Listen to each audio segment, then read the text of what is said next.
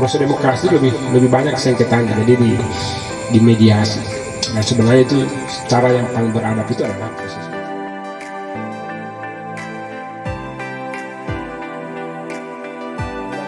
ini namanya musyawarah. Ya musyawarah itu kan sebenarnya kalau antar pihak itu sepakat ya sudah selesai.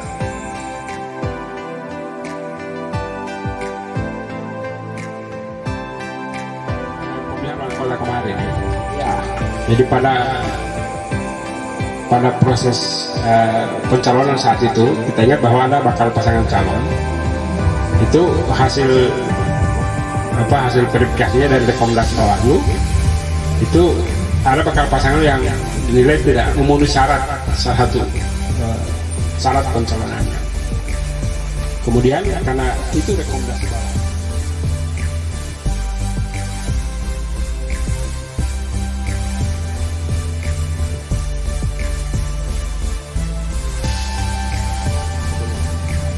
Bismillahirrahmanirrahim. Assalamualaikum warahmatullahi wabarakatuh. Alhamdulillah rabbil alamin. Hamdan syukran lillah wala haula wala quwwata illa billah. Asyhadu an la ilaha illallah wa asyhadu anna Muhammadan abduhu wa rasuluh. Amma ba'du. Puji syukur kita panjatkan kehadirat Allah Subhanahu wa taala yang alhamdulillah kita masih diberikan kesempatan kesehatan. Yang ada sebenarnya hanya KPU. Iya. Kemudian dalam perkembangannya ternyata dalam pelaksanaan pemilu KPU itu ada lembaga yang mengawasi. Maka dulu periode sebelumnya itu nanti yang membentuk Bawaslu itu adalah KPU. Nah, tapi kan pada perkembangannya dinilai tidak efektif. Bagaimana caranya? Ada lembaga mengawasi KPU kemudian dibentuk oleh KPU. Kemudian dibentuklah lembaga Bawaslu yang mengawasi proses tahapan yang dilakukan oleh KPU maupun peserta. Nah, namun dalam perjalanan juga dibuat juga DKPP. DKPP ini hadir untuk mengawasi etik penyelenggara pemilu baik KPU maupun Bawaslu. Substansi sebenarnya ini check and balance bahwa untuk prosedur demokrasi itu kan harus bukan hanya prosedur bukan hanya substansinya tapi juga prosedur. Kita memastikan bahwa seluruh proses administrasi dalam penyelenggaraan pemilu itu diawasi, dan Bawaslu ada fungsi pencegahan, ada fungsi pengawasan, ada fungsi penindakan, dan juga ada fungsi penyelesaian sengketa. Kalau sebenarnya di negara-negara maju proses demokrasi lebih banyak sengketanya, jadi di mediasi. Nah sebenarnya itu cara yang paling beradab itu adalah proses itu. Kalau semua proses demokrasi diselesaikan dengan hukum pidana misalnya, ya maka ya namanya pesta kan pasti cara penyelesaian sengketa itu sebenarnya cara yang paling beradab untuk menyelesaikan sengketa itu. Jadi makanya di dalam sengketa itu ada forum namanya musyawarah. Dan istilah di undang-undang untuk pilkada ini namanya musyawarah. Ya musyawarah itu kan sebenarnya kalau antar pihak itu sepakat ya sudah selesai. Sudah selesai. Makanya dia dalam 12 hari itu diberi ruang khusus untuk ada musyawarah tertutup atau mediasi. Kalau antar pihak itu sudah sepakat bahwa misalnya KPU mengaku bahwa ya dalam KPU menetapkan atau mengeluarkan berita acara atau mengeluarkan keputusan itu ada kekeliruan. Kemudian KPU mengganti, misalnya yang sebelumnya calon ini dibatalkan, kemudian kalau diperbaiki berita acara atau objek sengketanya, maka calon itu bisa tidak perlu lagi persidangan. Begitu juga ada calon, misalnya kalau dalam pengajuannya dia mengajukan gugatan, tapi dalam prosesnya dia mengaku bahwa dia sudah menerima putusan KPU itu. Artinya yang bersangkutan sudah menyatakan bahwa dia menerima dan sudah selesai dan dibuatkan putusannya, tidak perlu lagi pengajuan bukti saksi. Namun apabila kedua pihak itu tidak bersepakat terhadap apa yang mereka sengketakan, maka itu dilanjutkan dengan proses adjudikasi. sebenarnya substansinya itu ya. Jadi yang perlu kita tahu bahwa sekali lagi tugas Bawaslu selain melakukan pencegahan, penindakan, kemudian pengawasan, itu ada tugas lain yang menyelesaikan sengketa, dan sengketanya sudah cukup jelas di saya pikir itu Pak. Ya. Terima kasih Bapak Ahmad yang telah memberikan gambaran singkat tentang bagaimana proses penyelesaian sengketa di tingkat pelaksanaan pilkada maupun pemilu. Perlu kami sampaikan lagi bahwa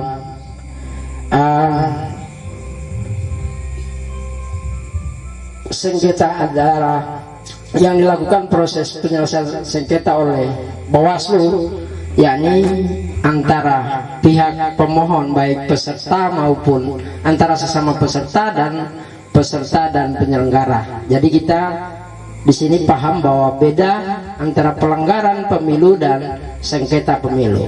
Kalau pelanggaran pemilu dia lebih kepada personal, bisa menyampaikan gugatan atau laporan terhadap penyelenggara pelanggaran pemilu, tapi ini beda. Kalau dia konsep penyelesaian sengketa itu antara peserta dan peserta pilkada ataupun peserta dan penyelenggara pilkada.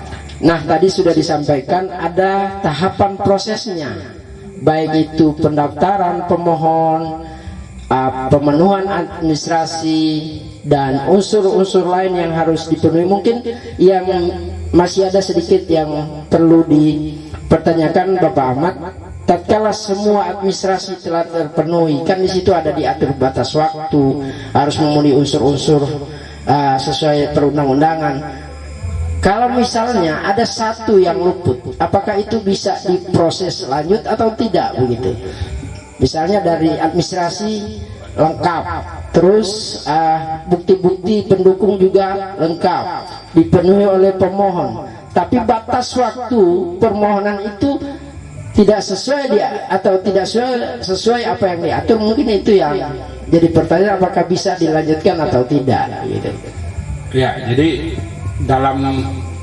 dalam proses penyelesaian sengketa itu setelah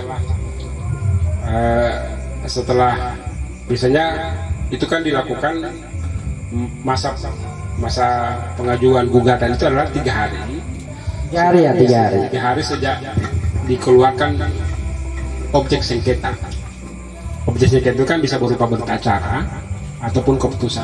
Iya. Jadi setelah KPU penyelenggara mengeluarkan berita acara itu, kan pasti ada pihak dirugikan, misalnya bakal calon karena ada persyaratan yang tidak dipenuhi, kemudian KPU membuat putusan atau berita acara tidak mencalonkan atau tidak menetapkan.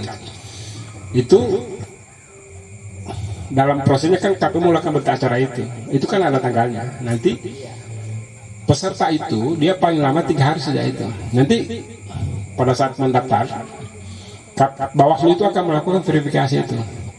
Ada namanya verifikasi formil dan verifikasi material. Formil itu berhubungan dengan tenggat waktu, kemudian kalau materi berhubungan dengan objek sengketa biasanya akan dinilai apakah yang misalnya tentang formil ini akan dilihat apakah tenggat waktu terpenuhi atau tidak. Kalau misalnya dimasukkan melebihi itu, berarti dari segi formilnya tidak memenuhi. Biasanya itu biasanya ditolak permohonannya. Jadi tidak semua pengajuan atau permohonan sengketa yang diajukan pemohon itu bisa masuk dalam proses sengketa itu maupun baik terbuka di musyawarah tertutup maupun terbuka. Jadi harus melalui verifikasi itu dulu. Dan sebelum melakukan verifikasi itu, tim atau panitia yang menerima itu biasanya memberi laporan ke Bawaslu, dan pimpinan Bawaslu akan memutuskan dalam rapat pleno apakah perkara ini diajukan atau tidak.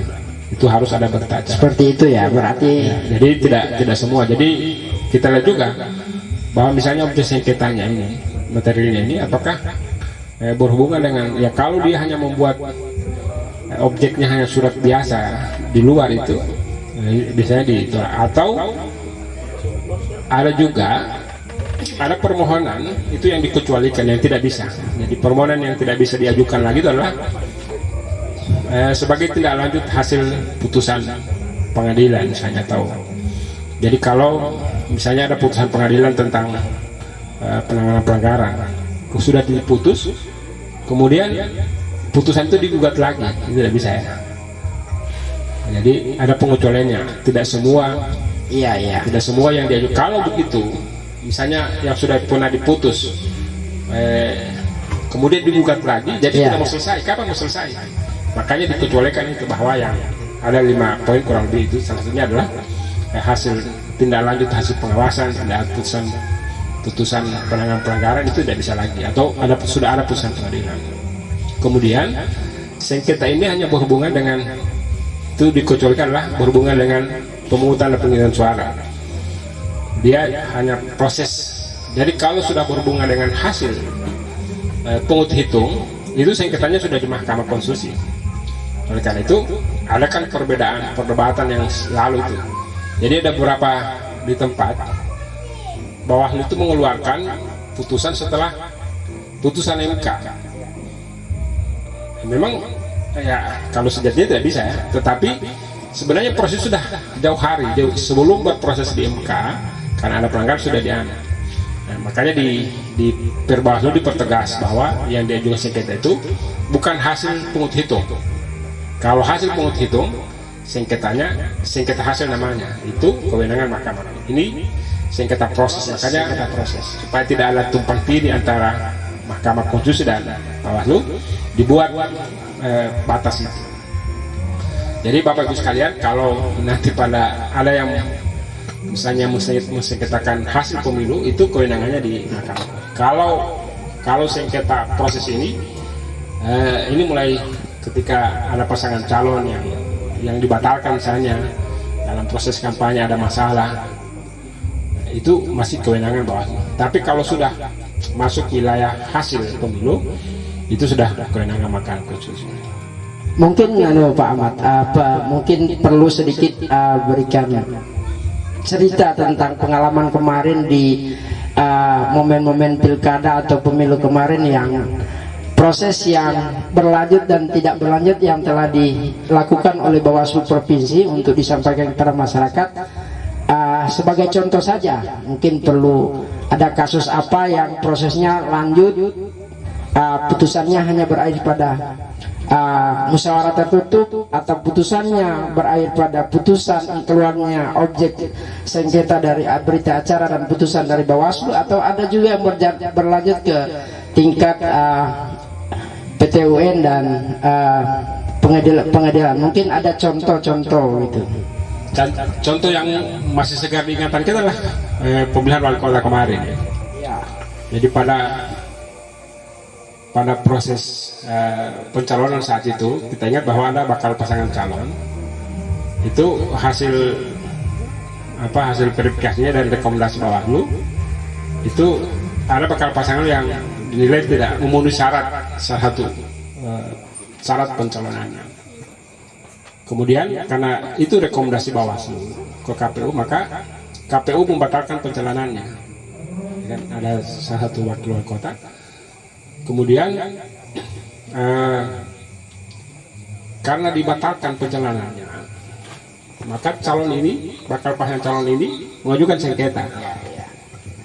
sengketa ke Bawaslu, dan Bawaslu ya karena ada prosesnya kan, memang ada namanya musyawarah, karena tidak ada kesepakatan KPU tetap berhubung pada putusannya, maka dilanjutkan pada proses adjudikasi itu, dan pada putusannya bahwa Bawaslu menolak permohonan bersangkutan. Karena ditolak oleh Bawaslu, maka calon tersebut, bakal pasangan calon tersebut bisa melakukan gugatan banding di Petun Makassar, dan kita tahu bahwa di Makassar saat itu kan ditolak sampai ke MA, dan akhirnya kan MA mau mengabulkan. Atas putusan MA itu, maka KPU harus menerima kembali pencalonannya, dan begitu ya, sebagai penyelenggara kita taat terhadap putusan pengadilan. Begitu juga Bawaslu, karena di atas Bawaslu itu masih ada lagi lembaga lain yang bisa men-challenge putusan kita, dan ya sebagai ya penyelenggara negara, ya kita harus taat itu. Tidak bisa kalau sudah ada putusan pengadilan baru kita melawan itu. Ya, demokrasi itu kan taat hukum. Oleh karena itu ini yang perlu diperhatikan, jadi atau yang perlu diketahui oleh masyarakat tentang pasangan calon di 3 daerah ini. Ya, sekarang ini kan sementara berkompetisi. Pasti dalam proses ini kan ada perselisihan, ada sengketa, itu akan diselesaikan di jalur sengketa. Ada yang akan diselesaikan di jalur administrasi, ada pidana. Tapi kalau berakhir pada musyawarah tertutup ada kemarin penyelesaian sengketa antara peserta atau peserta sama penyelenggara, ada enggak dari pengalaman dari selama ini di Gorontalo? Tidak ya, tidak ada. Di beberapa daerah ada, karena mungkin KPU merasa keliru, kemudian mereka memperbaiki. Dan beberapa yang kita tangani baik pemilu yang kemarin rata-rata tidak ya. Mereka itu KPU merasa bahwa apa yang mereka putuskan itu sudah sesuai. Iya. Karena ada syarat dalam musyawarah itu, dalam mediasi itu, tidak bisa bersepakat terhadap sesuatu yang melanggar peraturan. Betul. Tidak bisa begini. Misalnya kan di situ ada KPU dan peserta. Kemudian sudah jelas misalnya untuk pencalonan itu kan dia harus misalnya ijazah SMA. Iya. Kemudian ada calon misalnya yang tidak ijazahnya kemudian diterima. Itu kalau dalam musyawarahnya tidak bisa KPU itu ya karena dia menerima yang tidak memenuhi syarat itu diterima. Jadi syaratnya itu forum mediasi atau musyawarah tertutup itu tidak bisa melanggar aturan, karena mereka itu tidak bisa kalau sudah ditetapkan oleh peraturan ya harus taati itu. Tidak bisa musyawarah itu kemudian membatalkan peraturan. Betul. Makanya dia diikat dan biasanya menghindari kompromi istilahnya ya. Tetap ada prosedur atau rel yang diikuti. Ya, walaupun ada forum mediasi tidak bisa. Karena mau win-win solution kemudian tidak bisa ya. Dan biasanya kalau ada kasus seperti itu, bisa saja KPU itu diawasi oleh Bawaslu. Ya, jadi seperti itu ya, bahwa proses musyawarah tertutup itu bukan berarti mencari solusi dalam rangka kompromi antara pihak pemohon dan termohon, tapi harus memenuhi syarat juga, ada rel atau aturan-aturan yang harus ketentuan yang harus dipenuhi. Pak Ahmad, mungkin kita bisa masuk lagi meminta penjelasan tentang kita kan sekarang hari ini berada pada kondisi COVID-19 yang melanda kita. Mungkin dalam implementasi regulasi, aturan dan perundang-undangan atau aturan-aturan penyelesaian sengketa berbeda enggak dengan yang sebelum-sebelumnya dalam keadaan normal? Itu juga perlu disampaikan, dan mungkin masyarakat ingin tahu tentang hal itu, bahwa bagaimana proses penyelesaian sengketa yang berada di tengah COVID-19. Ya, di Jokowi dan di Perwas sudah diatur ya. Ada dalam situasi COVID atau musibah ini, bencana ini, Bawaslu menerapkan ada protokol kesehatan yang dapat diterapkan dalam sengketa. Misalnya penggunaan alat pelindung diri atau APD saat sengketa proses. Jadi dia harus pakai masker, harus jaga jarak, itu yang harus. Kemudian penerapan jaga jarak ya, dan pembatasan jumlah. Biasanya kan dalam persidangan walaupun dia terbuka, artinya kalau terbuka itu kan semua orang bisa. Iya. Ini dibatasi. Jadi kalau misalnya ruangannya kecil, misalnya hanya disiapkan 10 kursi atau misalnya hanya 2 orang saja untuk untuk pemohon dan wakil termohon, ya harus ikut itu. Jadi tidak bisa semua masuk dalam forum itu. Jadi sudah prinsipnya Pak Bawaslu dalam menetapkan sudah memikirkan juga hal-hal yang jadi misalnya pakai masker, harus intinya bahwa proses ini harus taat protokol kesehatan itu. Berarti itu ya, hanya bedanya hanya persoalan kita harus memenuhi standar protokol. Jadi aturan dan sebagainya tetap sama, tapi yang harus dipenuhi adalah protokol kesehatan. Ya, mungkin yang ditambahkan nanti ya mungkin akan kita lihat bahwa nanti majelis musyawarahnya dia pakai masker. Iya. Nah, Ada kemudian jaraknya diatur, biasanya berdekatan akan diatur.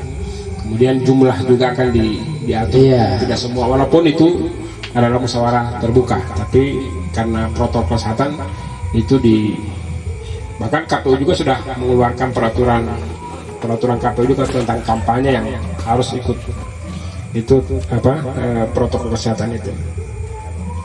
Itu Pak Idris. Iya, iya.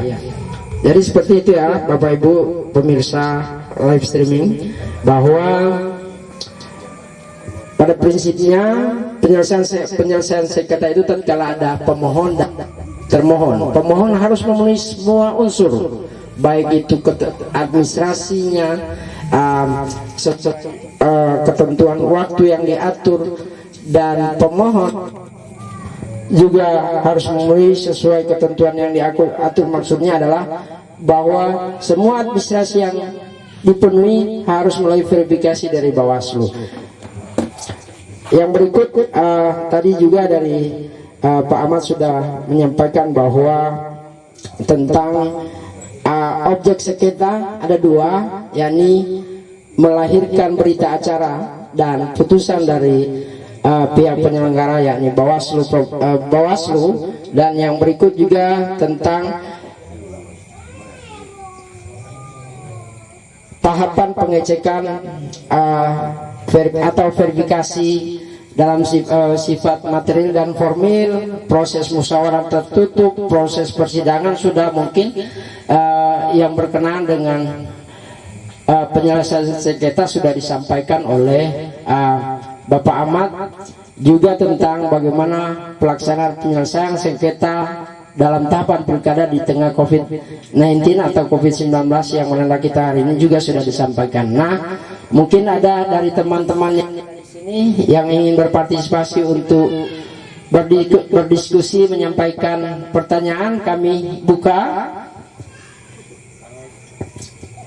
Terima kasih, ada dari Bapak Noldi. Mari Bapak Noldi, kami berikan waktu. Ini Pak Ahmad, Bapak Noldi ini adalah seorang berprofesi sebagai guru atau tenaga pengajar di wilayah Penewalang ya. Ya. Tapi kami tahu persis beliau ini kepedulian beliau terhadap pemilu itu atau demokrasi kita ini terlalu besar. Jadi cukup besar maksudnya. Jadi dengan hormat kami berikan kesempatan kepada Bapak Noldi Detuage. Silakan. Baik, bismillahirrahmanirrahim. Assalamualaikum warahmatullahi wabarakatuh. Terima kasih atas kesempatan yang telah diberikan. Ada beberapa pertanyaan, saya menarik apa yang telah dibahas oleh Bapak Ahmad Abdullah dalam kesempatan kali ini. Hal-hal yang saya ingin tanyakan, yang pertama Bapak, tentang sengketa tadi kan disampaikan masyarakat umum pun apabila melihat sebuah pelanggaran itu bisa melaporkan. Nah, kemarin itu saya kan kebetulan pernah jadi panitia pemilihan kecamatan PPK. Jadi ketika ada masyarakat kemudian di malam hari itu menelpon mengatakan ini ada serangan fajar, ini ada yang sedang bagi-bagi uang. Saya bilang itu bukan ranah saya, itu silahkan lapor ke Panwascam. Tapi kata si penelpon tadi itu, ini Panwascam ini tidak ada, dia punya kerja. Maksudnya dia seolah-olah tidak percaya terhadap Panwascam. Nah, pertanyaannya, apakah masyarakat ketika melihat pelanggaran itu di wilayahnya, apakah memang harus melalui Panwascam terlebih dahulu, atau bisa mereka langsung ke Bawaslu Kabupaten Kota, atau mungkin langsung ke Bawaslu Provinsi? Jadi misalnya tidak percaya ke Panwascamnya, dia langsung tembak ke Bawaslu Kabupaten Kota maupun Bawaslu Bawaslu Provinsi. Itu yang pertama. Kemudian yang kedua, ini tentang tadi ada sengketa-sengketa tertentu yang sudah diputuskan bahkan oleh MK, kemudian di belakang hari kemudian dianulir oleh Bawaslu. Ada tadi saya dengar ada seperti itu. Nah, kemarin kita sempat di dunia maya itu sempat ribut tentang keputusan MA tentang masalah pileg itu kemarin, yang menerima tuntutan dari Ibu Rahmawati Soekarno Putri kalau tidak salah yang menggugat soal kemenangan Pak Presiden kemarin, itu kan kemudian oleh MA dikeluarkan putusannya nanti setelah selesai pelantikan, sudah 2020 kalau tidak salah. Itu kan sempat ramai di dunia maya, kita sempat ikuti sehingga banyak yang menyampaikan berarti ini pemilihan tidak benar ini. Nah, kira-kira sebagai orang yang berpengalaman di kepemiluan, bagaimana penjelasan Pak Ahmad Abdullah mengenai hal ini? Mungkin bisa lebih memberikan pencerahan terhadap masyarakat yang mungkin juga timbul pertanyaan seperti itu, kok bisa ya sengketanya diputuskan kemudian hasilnya diupload kemudian beda, sehingga ini kan menimbulkan ada semacam ketidakpercayaan masyarakat lagi terhadap kredibilitas lembaga penyelenggara. Kemudian yang selanjutnya ini sebagai sebuah saran saja, karena seperti saya bilang tadi, saya juga mantan penyelenggara PPK. Itu ada kasus kemarin seorang caleg ini usulan ke Bawaslu provinsi agar lebih dalam, ini kan sudah selesai tahapan perekrutan baik itu pengawas di desa, kecamatan dan lain sebagainya. Ada caleg yang menceritakan kepada saya malam sebelum pencoblosan itu justru panwas kelurahannya ini yang menyarankan dia agar segera bagi-bagi uang seperti itu. Jadi wallahu alam ini benar apa tidak, yang jelas itu penuturan caleg kepada saya. Dia punya panwas, ada yang bercerita bilang, Pak kita tadi malam babuang doyo ini malam Pak, kalau tidak mau kalah seperti itu. Nah, jadi sebagai saran agar Bawaslu bisa lebih memperketat ini pengawas-pengawas di tingkat bawah, sehingga hal-hal main mata seperti ini tidak terjadi. Mengingat pertarungan sebentar ini di 3 kabupaten kota itu sangat rawan dan sangat banyak berpotensi menimbulkan sengketa. Terima kasih. Demikian, assalamualaikum warahmatullahi wabarakatuh.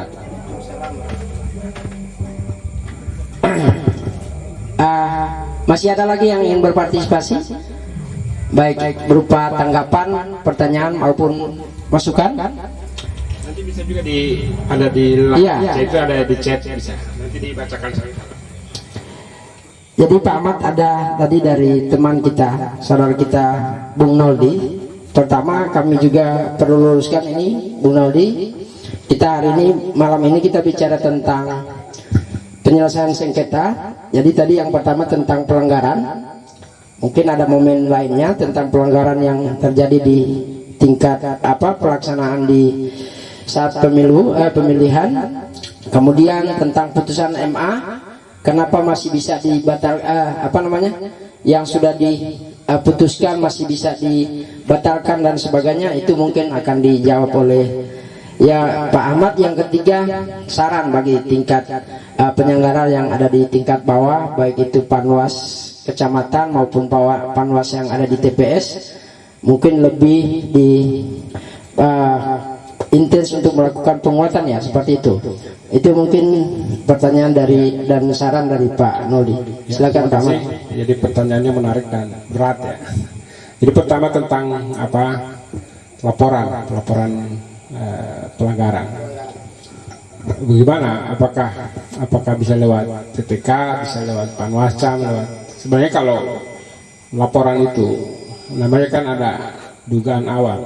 Sebenarnya masyarakat jangankan dia melapor langsung, dia telepon saja, atau misalnya kalau Panwascamnya tidak ada, ya ditelepon saja ke bawah, bahwa di sini ada bagi-bagi duit misalnya, atau ada praktek pelanggaran, itu bisa. Ya. Jadi dalam pelanggaran itu ada namanya hasil pengawasan. Jadi ada laporan, untuk laporan masyarakat. Ada juga bersifat informasi. Masyarakat juga kan tidak kayak kalau dia melapor kan harus ada bukti, harus ya kan ada foto. Tetapi kan memang harus akurat juga, jangan buat hoax. Ya.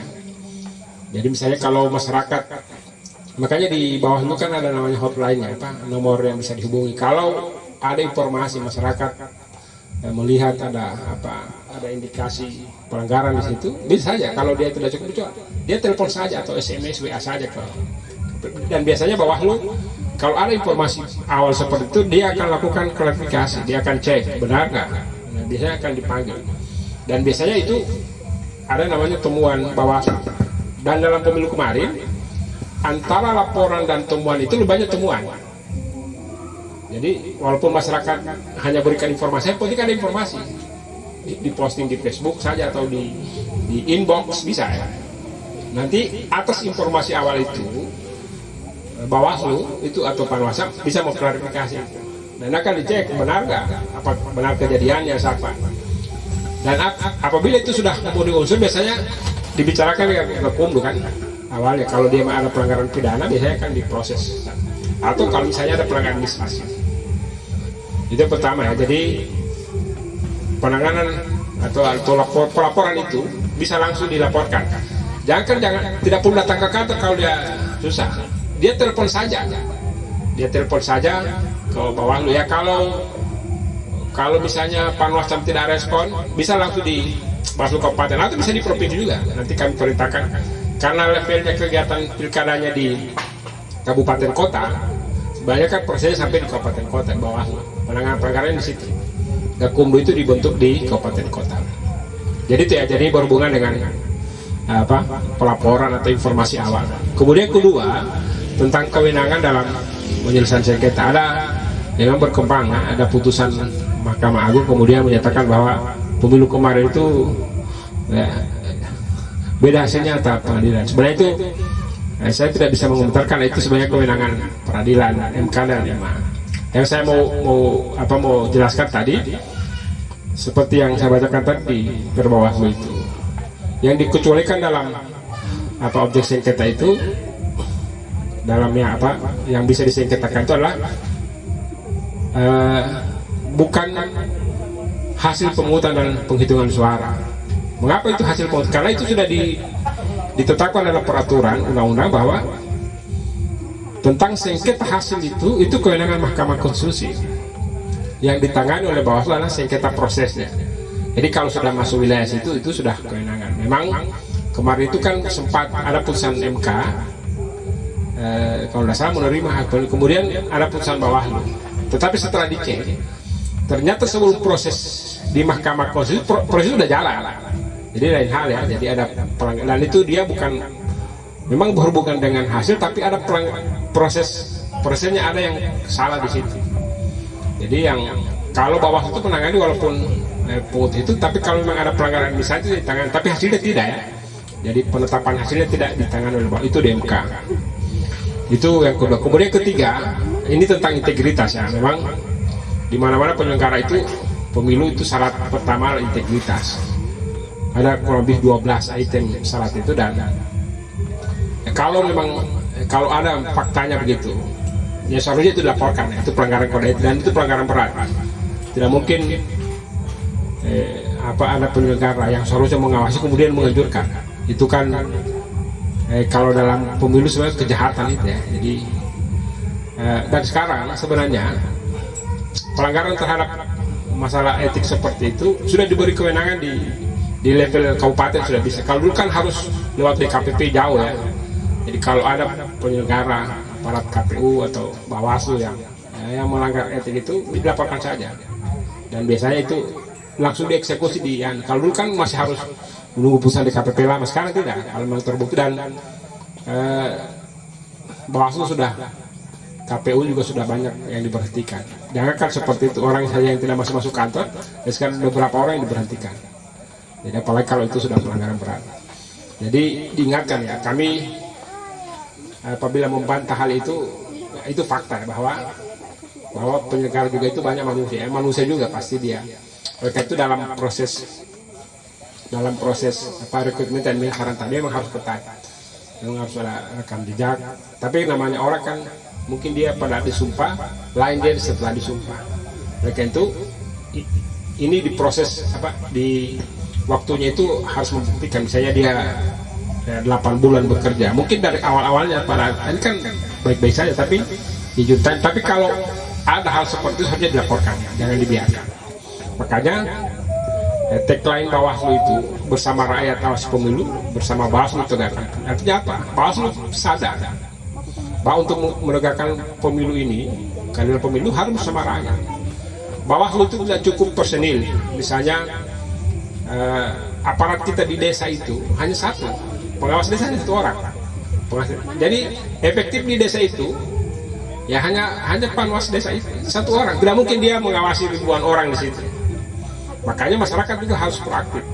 Makanya namanya ada pengawasan partisipatif.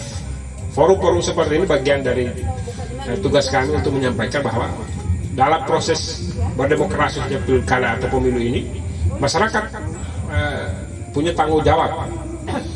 Minimal dia memberikan informasi kalau ada pelanggaran. Tapi itu Pak Nol ya, jadi sudah cukup madai kalau ya jawabannya ya, puas juga. Kalau ada pertanyaan lagi bisa lewat chatting atau komentar, nanti dibacakan oleh moderator.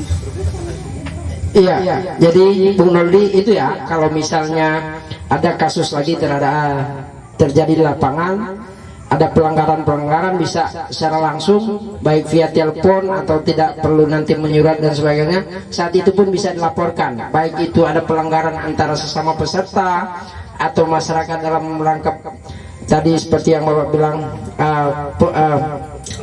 money politik, atau misalnya ada penyelenggara di tingkat desa maupun kecamatan, baik itu Bawaslu, KPU dan PPK, Panwas yang melakukan pelanggaran, bisa dihubungi langsung, tidak harus menunggu atau dengan bentuk surat dan sebagainya.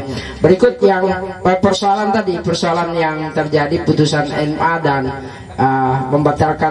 bisa membatalkan putusan Bawaslu. Ingat bahwa lagi-lagi perlu kami sampaikan, sengketa tanggung jawab sengketa oleh Bawaslu itu adalah pada sengketa proses, bukan pada sengketa perhitungan suara. Jadi seperti itu. Operator, kami minta informasi, ada tidak masukan atau pertanyaan dari teman-teman live? Bagaimana?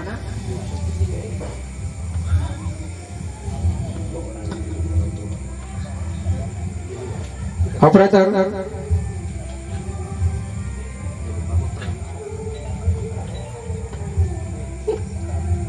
Jadi sambil menunggu teknisi kita, perlu kami sampaikan pada teman-teman live streaming dan teman-teman yang ada di sini bahwa diskusi online seperti ini, kami dari komunitas pegiat pemilu insya Allah akan melakukan mengagendakan setiap minggu minimal 2 narasumber kami menghadirkan di sini, dan sifatnya online, dan kami akan mengangkat tema-tema yang berkembang sesuai tahapan-tahapan yang dilakukan di saat tahapan pilkada.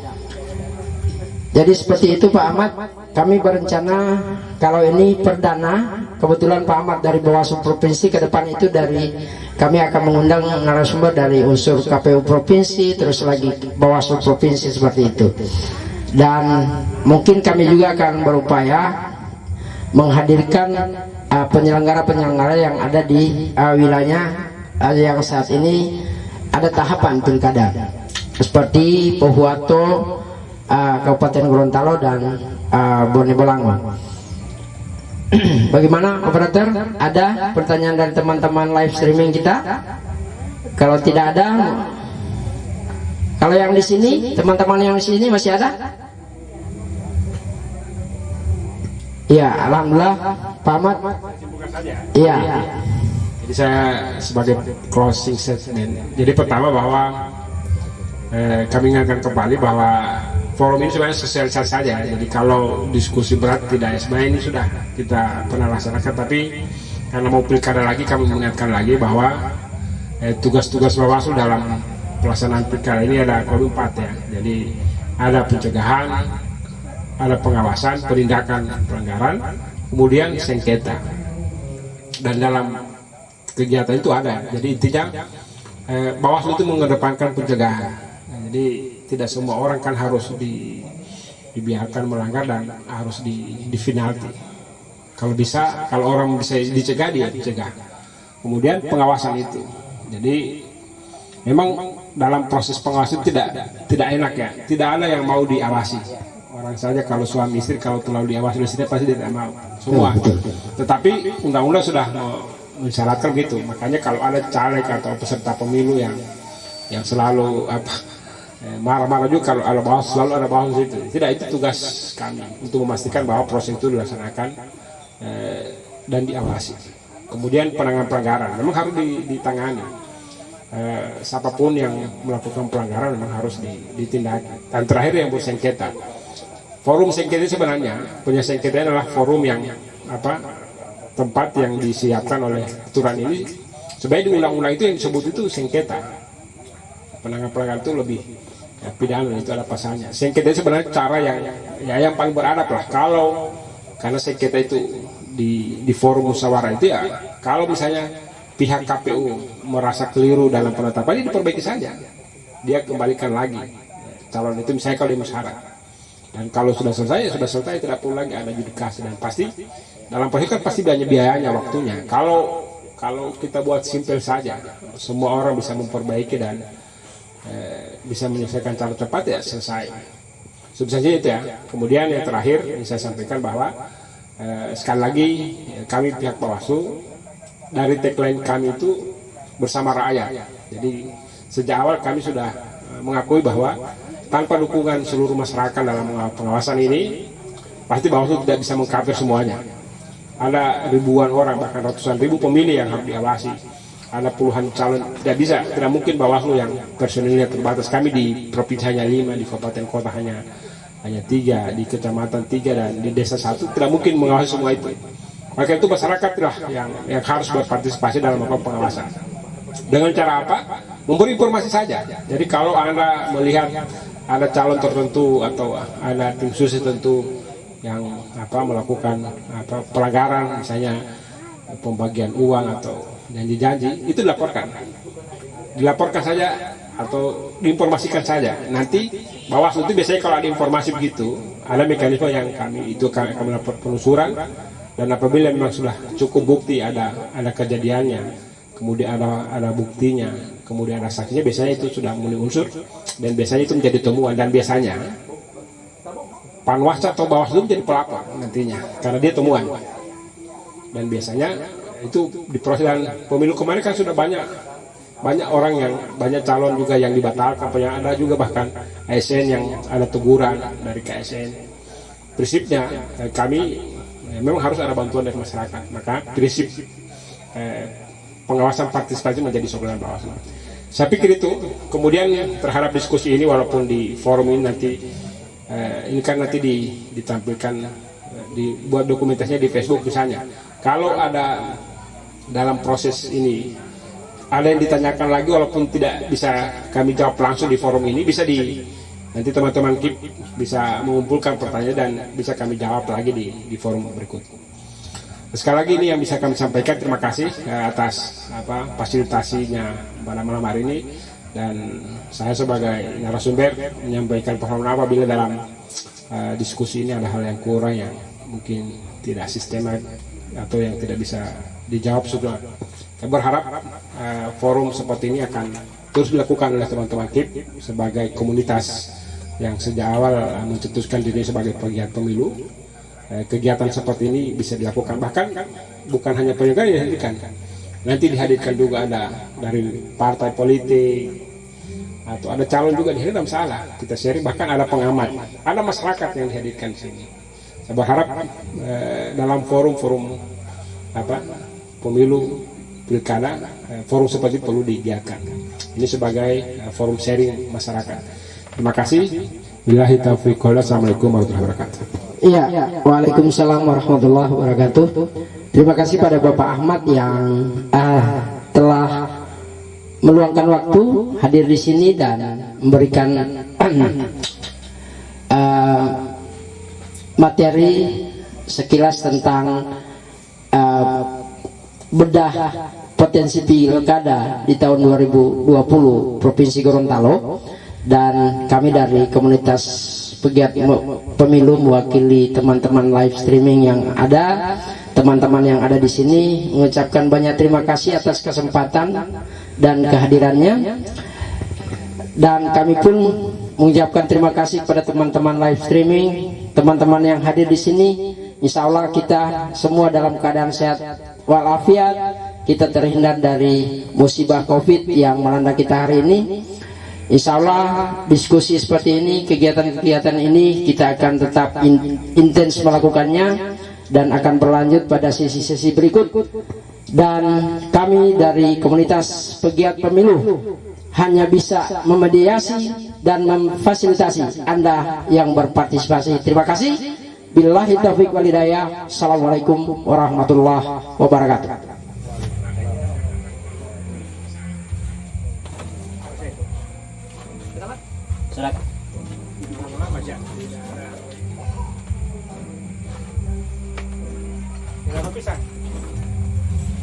Jangan lagi lah, sudah sudah kan?